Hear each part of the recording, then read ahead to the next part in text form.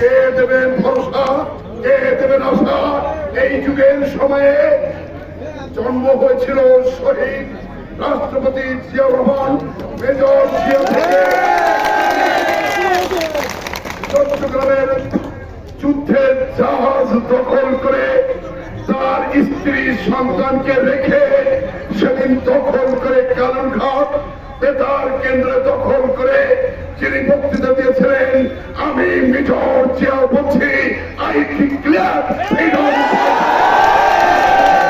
সেই মেজর জিয়ার ঘোষণার প্রেক্ষিতে লক্ষ লক্ষ সেনাবাহিনী থেকে পুলিশ, আর্মস, ইপিআর, বাংলাদেশের জনতা তাবা যুবকেরা যুদ্ধে ঝাঁপিয়ে পড়েছিল। বন্ধুরা আমার, সেই ঘোষণার মধ্যে দিয়ে বাংলাদেশ আজকে স্বপ্ন দেখেছিলেন, কিন্তু তার অন্তরায় যদি আজকে শেখ মুজিবুর রহমান গ্রেপ্তার হয়ে পাকিস্তানের আঘাত করে দুই পাকিস্তানের প্রধানমন্ত্রী হতেন, তাহলে জিয়াউর রহমানের